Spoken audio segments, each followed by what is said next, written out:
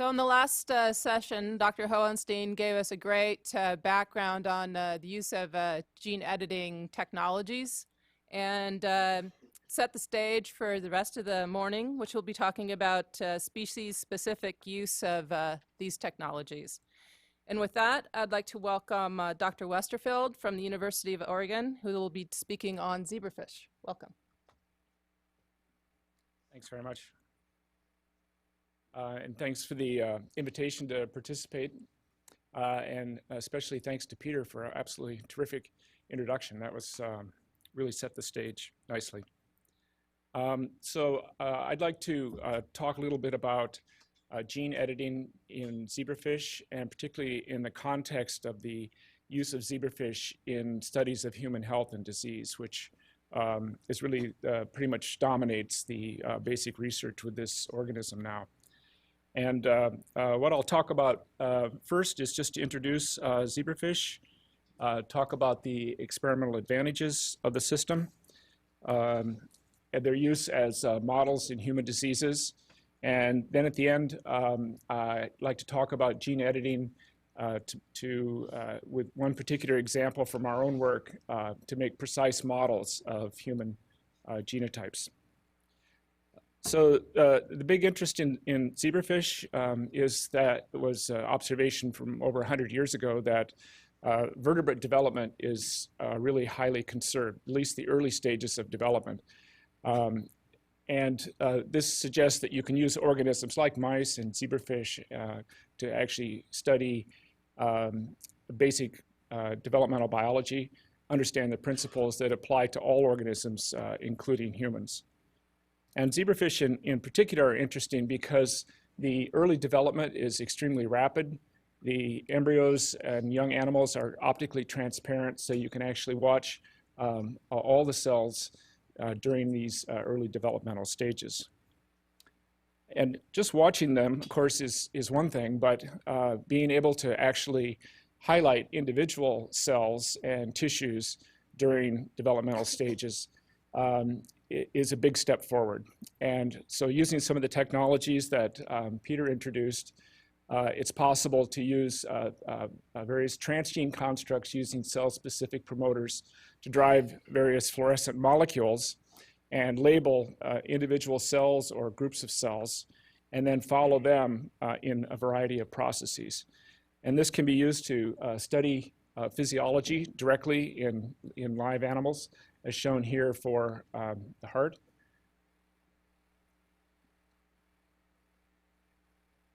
And we can also label various tissues and actually see, for example, the flow of blood cells. And by broad labeling and various types of time-lapse microscopy, it's possible to follow the movement of individual identified cells in the sense of having them marked by a transgene throughout all of the stages of early development. Well, if zebrafish are fish, so what does that have to do with us as humans? They are vertebrates. They have complex behaviors, and some of these behaviors can be taken into the experimental situation. So for example, here's prey capture. That's a paramecium, which is a zebrafish's favorite food when they're young. And most remarkably, it's possible to use voltage-sensitive dyes to actually look at the activity of the central nervous system, as shown here. So this is the brain of a zebrafish. It's just received a flash of light to the left eye. You'll see a response to a brighter flash here in a second. So it's possible to actually image in real time the activity of every neuron in the nervous system while these animals are undergoing behavior. So the promises here are really just astounding. The fish are small, particularly at early developmental stages, and this allows experimental manipulation in a very high throughput fashion. So this is a system that's been developed in which the fish are arrayed in 96 well plates by microfluidics. And then obviously using robotics, you could do drug testing, toxicity testing. The fish are then, through microfluidics, moved into a confocal microscope, can be imaged from all dimensions so that you can, again, see all the tissues, cells, and organs. And this can be done in a very high throughput manner for screening thousands or tens of thousands of compounds. So these are some of the experimental advantages that have been developed over the last few years in terms of new technologies. But the original real strength of the system was as a genetic organism, using the classic forward genetic screening techniques that Peter introduced, using random mutations by ENU, that acronym.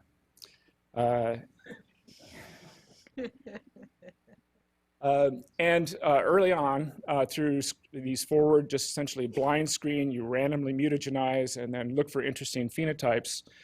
We discovered a variety of really, really interesting genes. So a single gene that is responsible for tail development, a single gene that's responsible for formation of the cerebellum, a single gene that's responsible for separation of the eye field, such that when it's aberrant, you end up with cyclopia.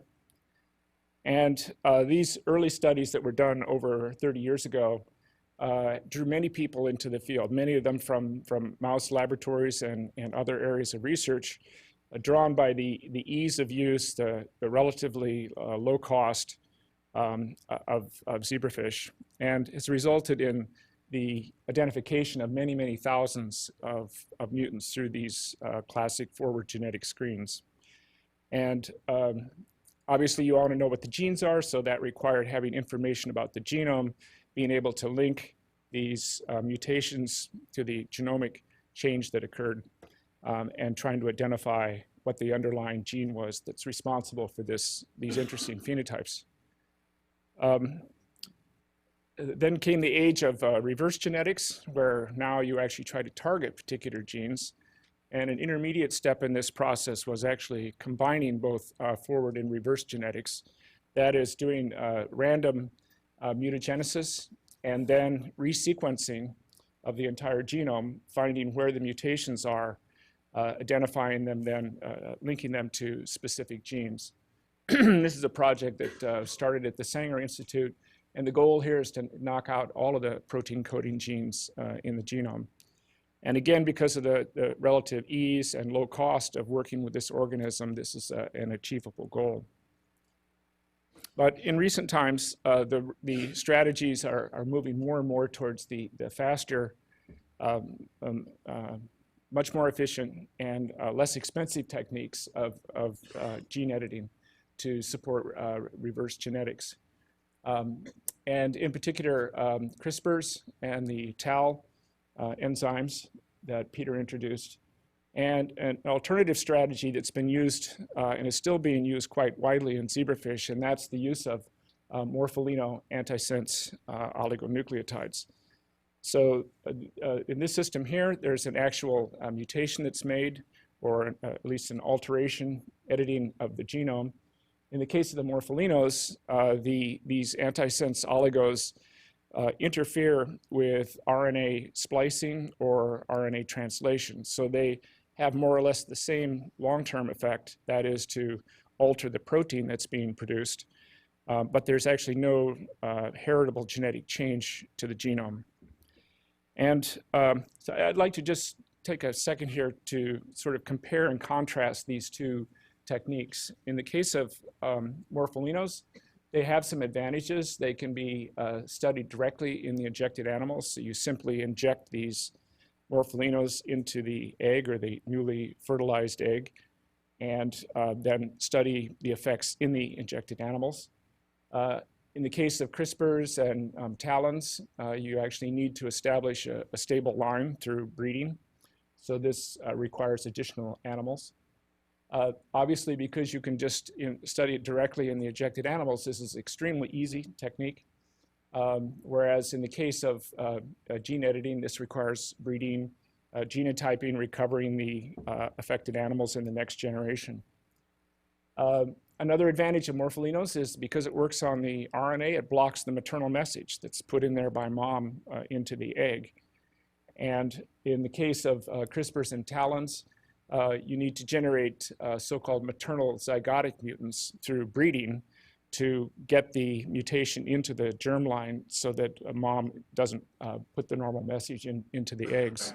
So again, this requires more time and more animals.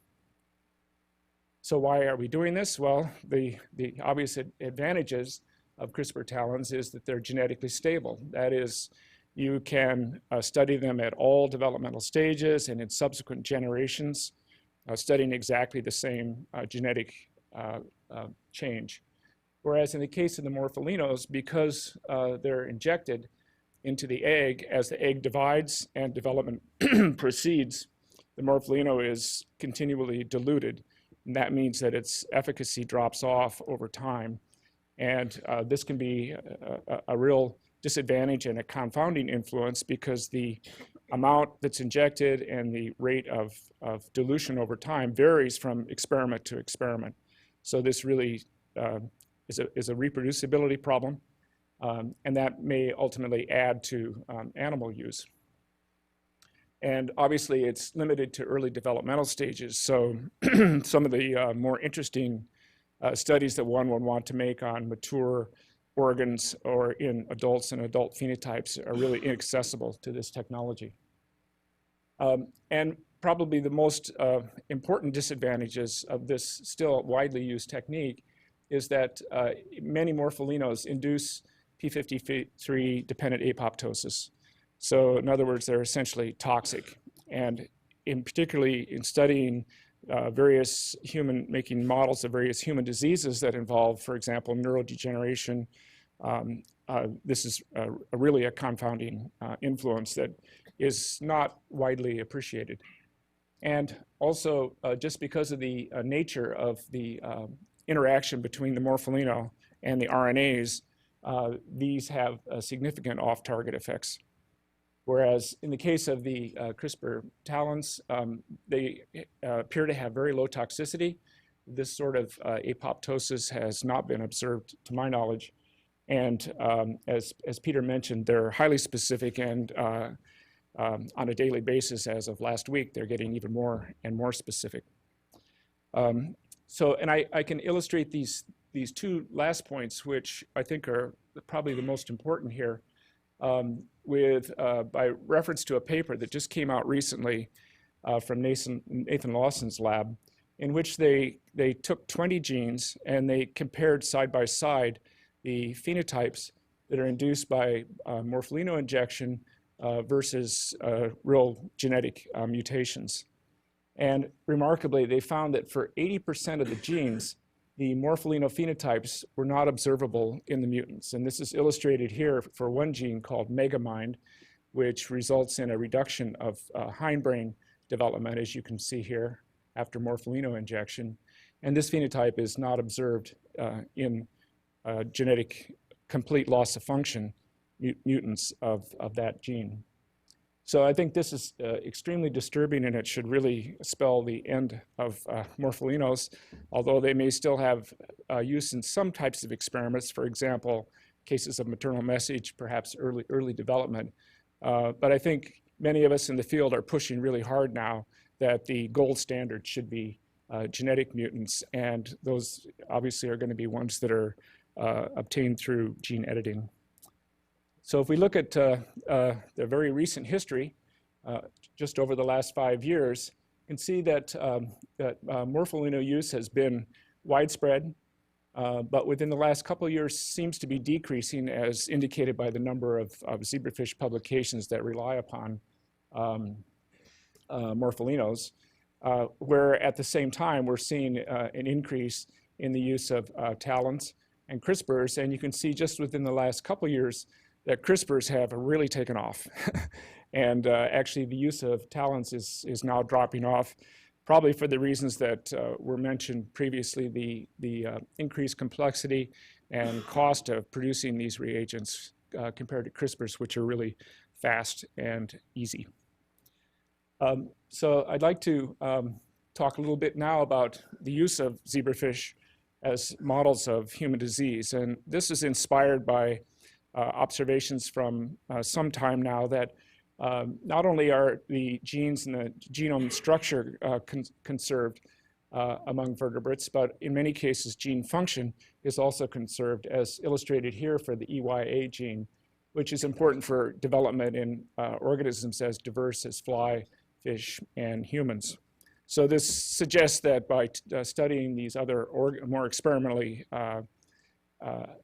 addressable organisms, we can learn something about human biology and disease. And this has resulted in a really dramatic increase in the number of human diseases that are being modeled using zebrafish. And this is a recent list of NIH-funded projects studying all of these human diseases. I'm sure you can read them all. There's going to be a test at the break. But to help you here, these include ones you might not expect. For example, Alzheimer's, autism, obviously cancers, obesity, schizophrenia, and Usher Syndrome. And I'd like to use Usher Syndrome in the last couple of minutes here to illustrate how zebrafish and gene editing can be used to make precise models of human genotypes. So Usher Syndrome is the leading cause of combined deafness and blindness, so deaf blindness in humans. It affects about 1 in 6,000 people in the United States. It's obviously a very severe dual sensory loss that has significant consequences not only for the patients and their families, but for society in general. And one of the more common forms of Usher syndrome of the type that's called type 1F is due to a truncating mutation. It's a R245X mutation in the gene that encodes for the protocadherin 15 protein. And this is an early truncation, so majority of the protein is not produced, and that results in Usher syndrome in these patients. And this exact nucleotide change that gives rise to this mutation is very common in the Ashkenazi Jewish community. It accounts for about 65% of the Usher 1 patients. So there's a significant cohort of individuals that have exactly the same change. It's the same genotypic change, and hence is a good target for trying to develop therapies that might then be applied to other types of mutations that are more rare in the community. So in looking at this mutation, the sequence change occurs in a relatively small exon, only 171 base pairs, that encodes 57 amino acids. And luckily, this exon is in frame. So this means that by targeting the splice junctions flanking this exon, we could possibly achieve a very precise deletion of just that exon, preserving the open reading frame of the protein. And hence we'd end up with a slightly smaller protein, but perhaps one that would still have sufficient function to provide enough protocadherin 15 protein for these patients. What we'd like to do is what we're doing is our preclinical trials in zebrafish, deleting this exon by gene editing to see if in fact there's still sufficient function, and then to ultimately start testing reagents that could be used in human patients. The problem, however, is that although the exon sequence is highly conserved between zebrafish and humans, the intron sequences are not particularly well conserved. And in particular, the splice junctions themselves are not particularly well conserved. So any strategy that we would use to develop a therapy to rescue the zebrafish Usher patients would not be directly applicable to humans. So this is where the gene editing technology comes in. The strategy then is to take the human exon plus enough of the flanking intron sequence to include the splice sites, and then using CRISPR technology and homologous recombination that Peter nicely introduced, introduced this construct into the zebrafish, completely eliminated the zebrafish sequences, replacing them with the human exon and the flanking intron sequences, and thus humanized this region of the zebrafish genome. That way we can then begin testing various reagents that will affect splicing. And these then could be directly tested in human iPSCs and then ultimately in patients.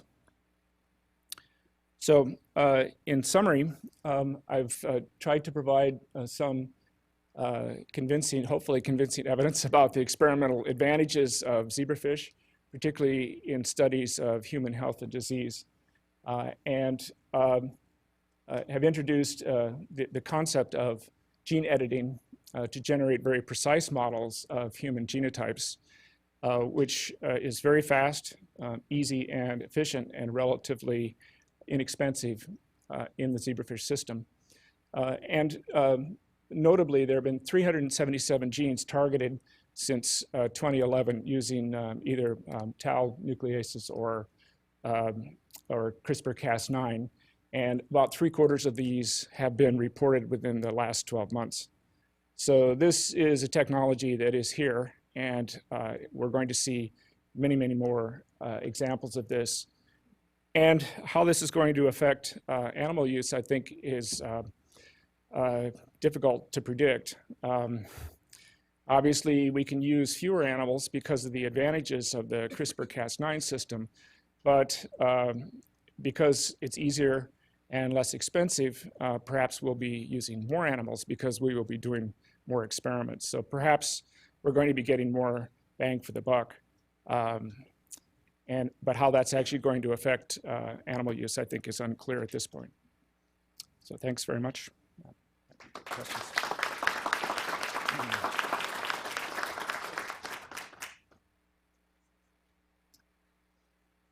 So we can take a couple of questions, and please use the microphones and state your name.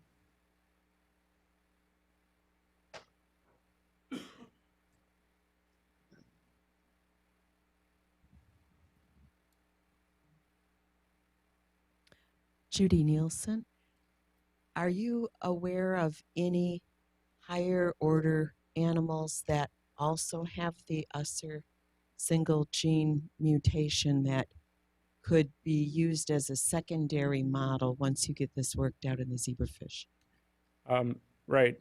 So the question was whether there are existing models outside of zebrafish, and not to my knowledge. But obviously, with gene editing being available for almost all animals now, it would be fairly straightforward to produce such models. I'm not sure that that would really be necessary in this particular case because the fish are very visual, and they have inner ears that have the same cell types and same structure as our inner ears. And for all of the mutations that we've looked at in 11 different Usher genes so far, they get deaf-blind. So they seem to be very good models for the human disease.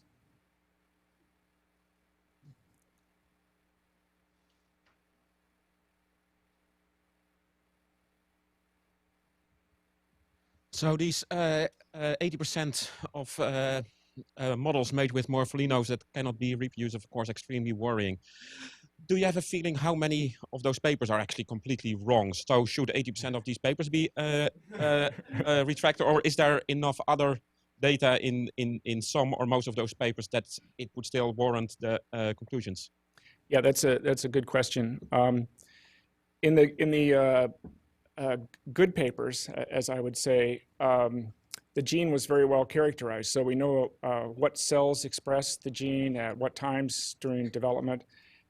And then if one focuses specifically on those cell types at those times and you see phenotypes, they perhaps may be real. The problem is that in many of these experiments, they observed what one might call overt phenotypes, like neurodegeneration. And as we know, because of the p53-dependent apoptosis, there's going to be, in many cases, cell death that's due to the injection itself and these off-target effects of the morpholinos. And oftentimes those have been chased, and that's been highlighted as the underlying function of the gene, which is probably not the case.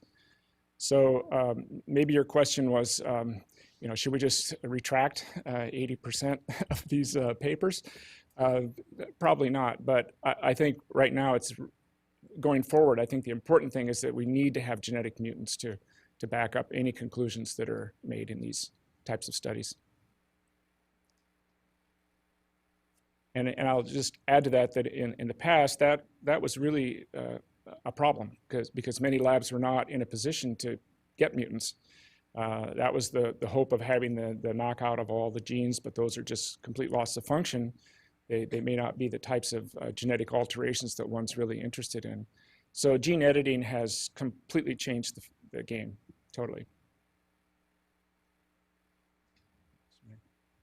So with the knockout consortium is going back now and revisiting with CRISPRs for all the functional genes? So the question was, are we going to use CRISPRs? The goal there was to get loss of function mutations. And so that still is very valid, even in the case of these sort of precise genotypes, precise models that one might like to make.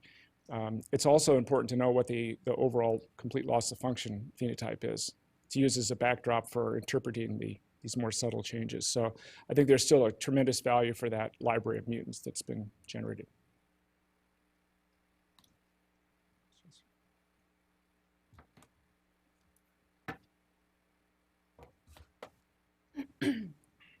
So thanks again, Dr. Westerfield.